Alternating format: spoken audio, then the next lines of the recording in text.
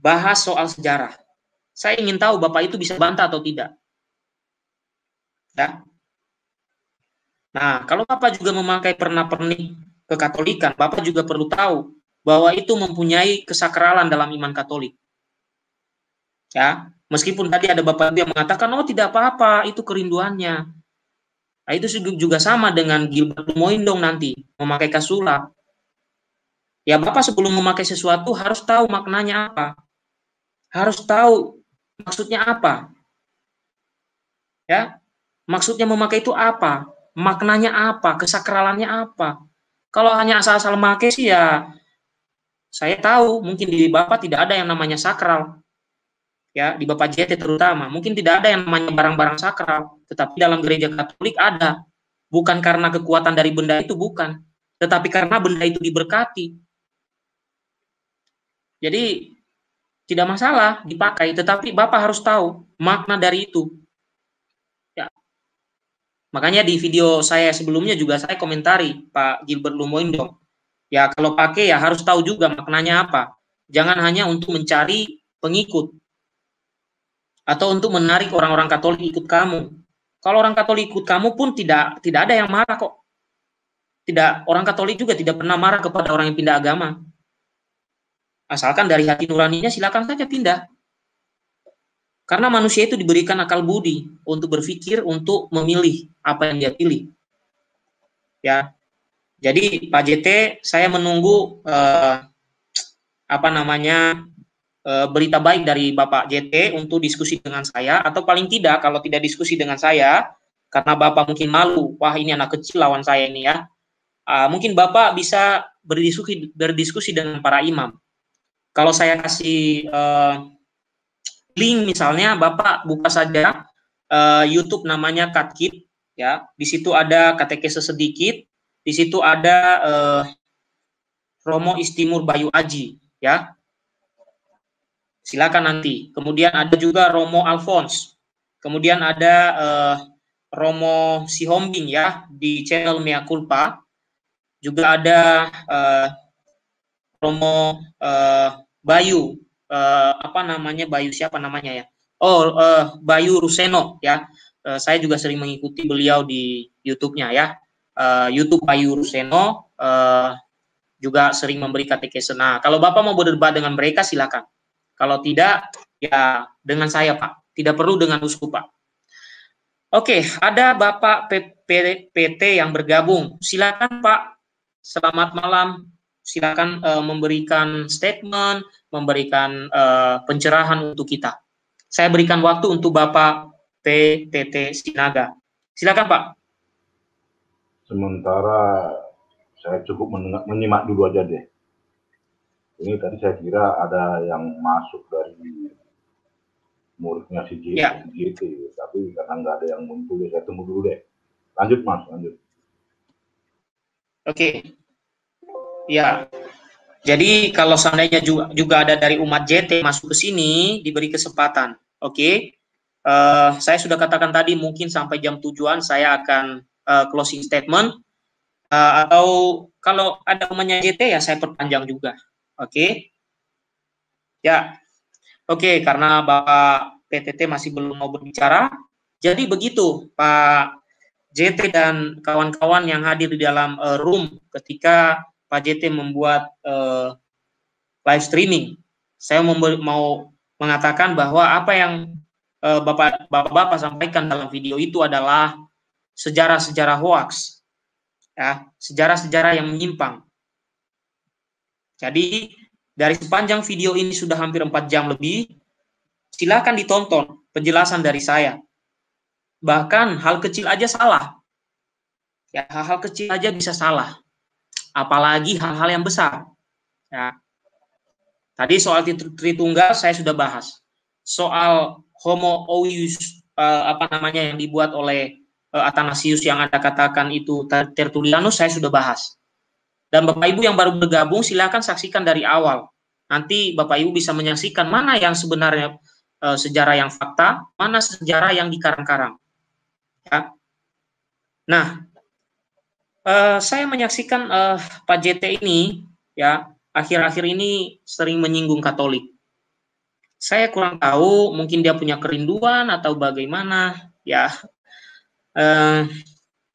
atau dia ada kepahitan dengan gereja Katolik juga bisa jadi sih. Tapi belum lama ini, mungkin seminggu lalu atau 2 minggu lalu, dia mengundang imam Katolik itu, saya kurang tahu juga. Kalau dia ada kepahitan kok yang diundang imam Katolik atau pastor Katolik ya. Bahkan diajak diskusi tentang toleransi. Saya kurang tahu. Ya, apa ada udang di balik bakwan atau ada semut di balik kopi, saya kurang tahu juga. Bisa jadi seperti itu. Atau untuk menaikkan ini juga pamornya yang selama ini sudah mulai redup, bisa jadi juga, ya kan? Ya, jadi pesan saya kepada Pak JT, kalau Anda menantang kami Pak JT, Anda harus membuang dulu kitab suci Anda. Karena yang mengkanon itu gereja Katolik, Pak. Oke, yang mengkanonnya gereja Katolik. Jadi ketika Bapak berbicara soal iman kepada Yesus Kristus, Anda tidak bisa melepaskan diri dari sejarah gereja Katolik yang mengkanon kitab suci yang Anda baca itu. Itu fakta sejarah. Bahkan kalau Pak JT, saya yakin Pak JT ini sering jalan-jalan ke Yerusalem. Perhatikanlah gereja apa aja yang ada di sana, di Yerusalem itu. Pasti gereja-gereja apostolik yang ada, Pak. Bahkan gereja Oneness itu nggak ada. Atau gerejanya Sabelius itu tidak ada di sana. Yang ada itu gereja-gereja apostolik, Katolik dan Ortodoks. Ya.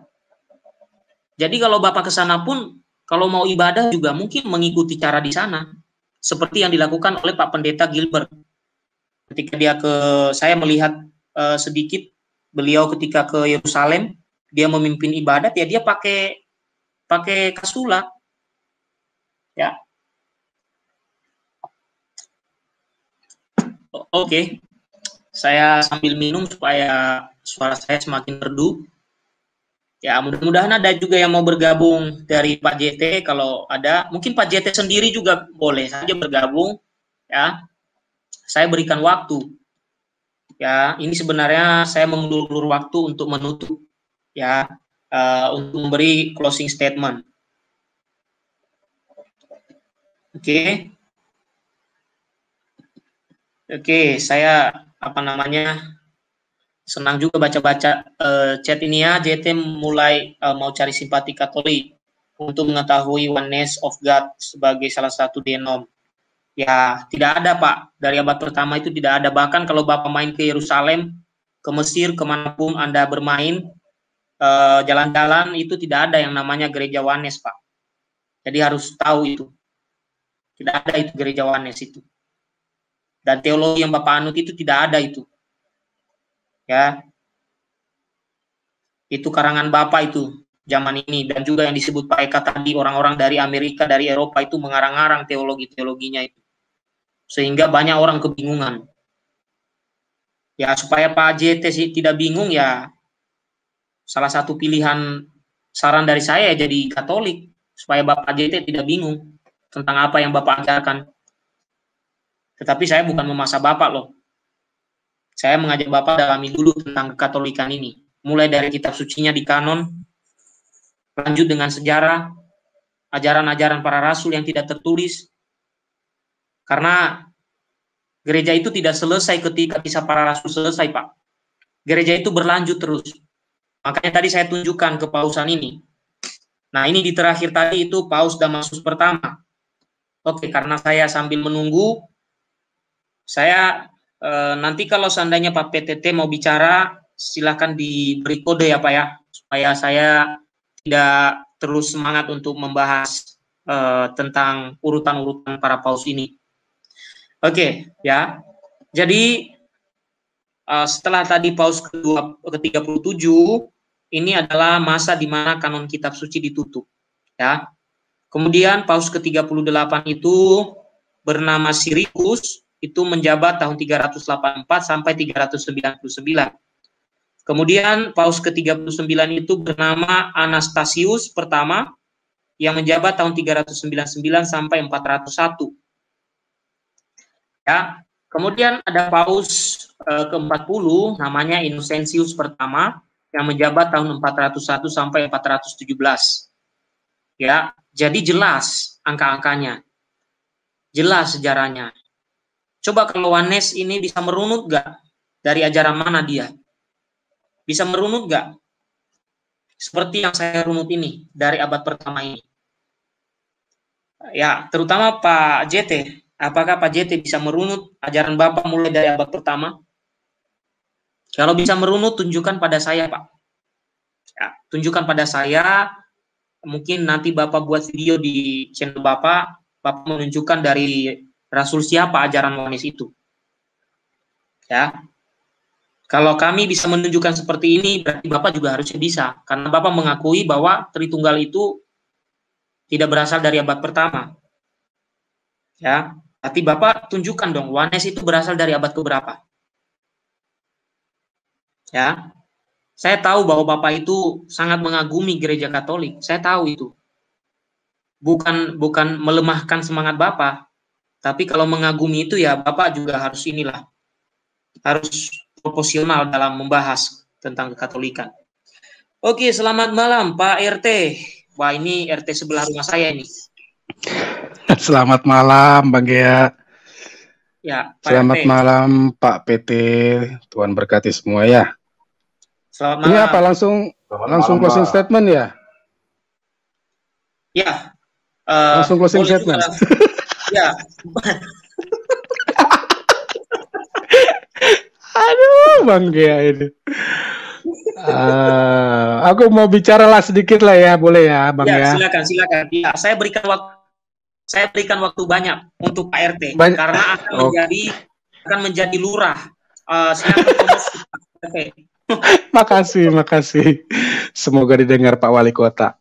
Gini bro, saya sih mungkin melihatnya lebih jauh lagi ke depan. Kita harus kecewa bahwa kekatolikan akan mengabaikan apa yang disampaikan oleh Pak Joshua Tewu. Mengapa? Dasar pemikiran saya begini.